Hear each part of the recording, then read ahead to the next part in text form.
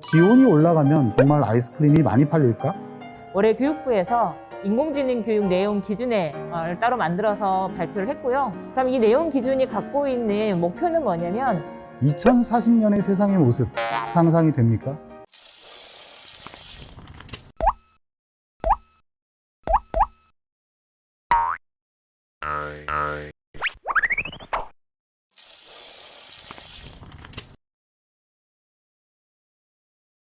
안녕하세요. 안녕하세요. 네, 경기도교육청 정보교육 담당 장사 배정희입니다. 백신중학교 교사 정웅열입니다.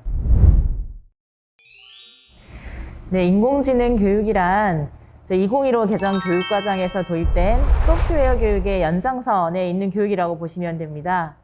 2015 개정 교육과정에서 소프트웨어 교육이 도입된 이유는 지능정보 사회에서 우리 아이들이 살아갈 때 꼭 필요한 역량들을 기르기 위한 교육이었고요. 그 역량은 바로 정보 문화를 제대로 이해하고 정보 윤리를 지키고 살아갈 수 있는 소양과 함께 컴퓨터 과학의 원리로 문제를 해결하는 컴퓨팅 사고력, 그리고 복잡한 이런 사회에서 협력적으로 문제를 해결하는 역량들을 기르기 위한 소프트웨어 교육이 도입되었고요.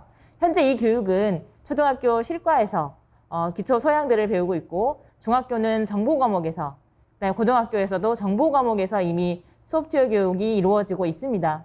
그럼 인공지능 교육은 이러한 소프트웨어 교육 플러스 데이터와 인공지능을 활용해서 문제를 해결하는 그러한 역량을 기르도록 하는 교육이라고 보시면 되겠습니다.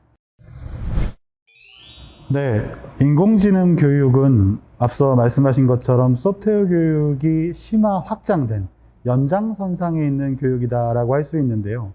이것이 왜 필요한가 하는 것은 우리가 지금 살고 있는 사회에 대한 이해가 먼저 선행돼야 될 것 같아요.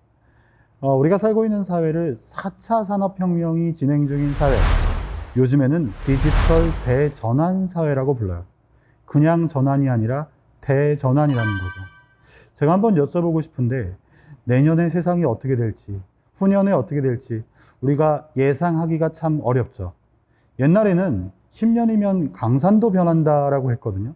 근데 요즘에는 10년이란 말을 쓰지 않아요. 1년이면 변하거든요. 1년도 안 걸리죠. 미래의 속도라는 책을 보면요, 과거 10년보다 향후 1년의 변화가 더 빠르고 그리고 훨씬 더 크고 강력하다라고 이야기를 하고 있어요. 그러니 소프트웨어 교육이 도입됐을 때 학생들에게 프로그래밍을 가르쳐야 된다라고, 그리고 컴퓨팅 사고력을 길러줘야 된다라고 이야기를 하면서 정보교육이 필수화되고 또 초등학교에서 소프트웨어 교육이 필수화됐는데, 이제는 그때보다 어떻게 보면 이 컴퓨팅 사고력을 함양하는 교육이 훨씬 더 중요하게 됐다라고 생각하시면 좋을 것 같아요. 제 아들이 지금 10살인데요. 제 아들이 30살이 되는 해가 2040년이에요. 2040년의 세상의 모습 상상이 됩니까? 그런데 이 2040년을 살아갈 제 아들이 그때 필요한 역량을 지금 학교에서 배우고 있다, 기르고 있다라는 점을 생각해 보면 결국 미래 사회에 필요한 역량을 지금 학교에서 반드시 길러줘야 된다라는 이야기가 되는 거죠. 어떤 사람들은 그냥 디지털 소양만 기르면 되는 거 아니냐? 그런데 요즘에는 단순히 소프트웨어를 다룰 줄 아는 능력을 넘어서 프로그래밍을 하고 알고리즘을 설계하고 데이터와 인공지능을 바탕으로 문제를 해결하는 역량까지 디지털 소양으로 보고 있어요. 결국 이러한 시대의 변화 그리고 가속화가 소프트웨어 교육을 넘어서 더욱 심화 확장된 AI 교육의 필요성을 이끌어내고 있는 것이다 라고 말씀드릴 수 있습니다. 네, 인공지능 교육이 현재 초중고 전체 교육과정 안에 반영되어 있지는 않고요. 실제 인공지능 기초와 인공지능 수학이라는 고등학교 과목은 2020년에 고시가 돼서 만들어져 있는 상태입니다. 그 외에 이제 초등학교, 중학교는 제가 정식 교육과정은 없지만 올해 교육부에서 인공지능 교육 내용 기준을 따로 만들어서 발표를 했고요. 이 내용 기준을 가지고 학교에서 수업을 쉽게 할 수 있도록 보조 교재까지 발표가 되어 있는 상태입니다. 그럼 이 내용 기준이 갖고 있는 목표는 뭐냐면 처음 소프트웨어 교육의 목적처럼 이 지능정보 사회에서 살아갈 아이들이 갖춰야 될 역량 중심으로 내용이 갖춰져 있고요. 주요 내용들이 이제 인공지능을 이해하고 인공지능의 원리를 알고 활용하는 것, 그 다음에 인공지능의 사회적 영향까지 알고 태도를 갖출 수 있도록 내용이 구성되어 있고요. 초등학교에서는 그런 인공지능의 원리를 약간 체험하고 그다음에 경험하는 놀이 중심의 교육 내용들로 짜여져 있습니다. 근데 중학교에서는 그런 원리를 프로그래밍과 실습을 통해서 이해하고 그다음에 실생활 문제 해결에 적용해보는 교육과정 내용이고요. 고등학교 인공지능 내용 기준에서는 그런 알고리즘을 다른 학문 분야에 융합적으로 해결하는 데 적용하는 내용들로 구성되어 있습니다.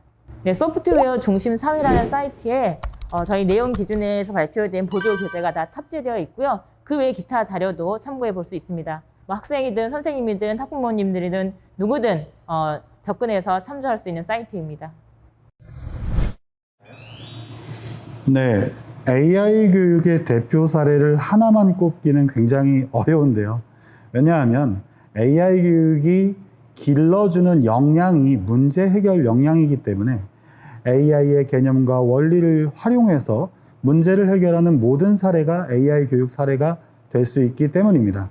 그래도 간단하게 몇 가지 사례를 말씀드리면 AI 교육이 앞서 이야기했던 것처럼 데이터와 인공지능을 바탕으로 문제를 해결하는 역량을 기르는 교육이기 때문에 데이터를 수집하고 분석하고 또 불필요한 데이터들을 정제하고 걸러내고 또 그렇게 수집하고 분석한 데이터들을 바탕으로 무언가를 해석하고 예측하는 이런 활동들이 현재 인공지능 교육 선도 학교를 중심으로 학교 현장에서 펼쳐지고 있어요. 예를 들어서 기온이 올라가면 정말 아이스크림이 많이 팔릴까? 나는 겨울에도 아이스크림 많이 사 먹는데 뭐 이런 재미있는 생각들을 학생들이 할 수 있는데요. 이러한 문제를 해결하기 위해서 일단 기상청의 기상자료 개방 포털이라고 하는 빅데이터 포털에 들어가는 거예요.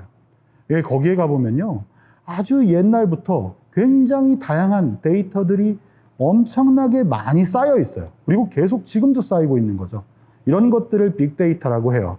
다양성과 그리고 대량화, 그리고 지금도 계속 누적되고 있다는 거죠. 그런 기상청 기상자료 개방 포털에 들어가 보면 예를 들면 대구 지역의 2019년도에 월별 평균 기온 데이터들을 수집할 수 있어요. 그럼 이것만 가지고는 기온에 따른 아이스크림 판매량을 알 수가 없잖아요. 그럼 이제 아이스크림 판매량을 어디 가서 또 얻어야겠죠. 저희 학교에서 수업을 할 때는 그 아이스크림 판매량을 얻기 위해서 네이버 데이터 랩에 들어갔어요. 거기 갔더니 2019년에 월별 아이스크림 판매량은 아니지만 아이스크림이라는 키워드의 조회수, 클릭수는 받을 수 있더라고요. 이 두 데이터를 수집해서 분석하고 이것들을 그래프로 시각화시켜서 그리고 그 시각화된 결과를 해석하면서 기온이 오를수록 정말 아이스크림이 많이 팔리네라는 것도 알 수 있고 몇 도부터 몇 도가 될 때 아이스크림 판매량이 급격하게 늘어나는지도 예측할 수 있다는 거죠.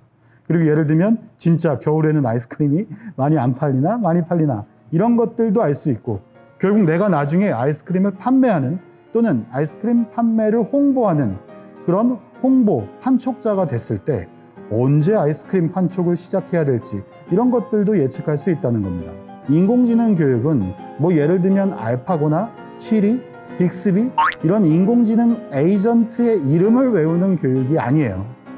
인공지능 알고리즘의 원리를 이해하고 그리고 데이터의 중요성을 알고 데이터를 바탕으로 문제를 해결할 수 있는 역량을 기르는 교육, 그런 교육이 바로 인공지능 교육이라는 것도 말씀드리고 싶습니다.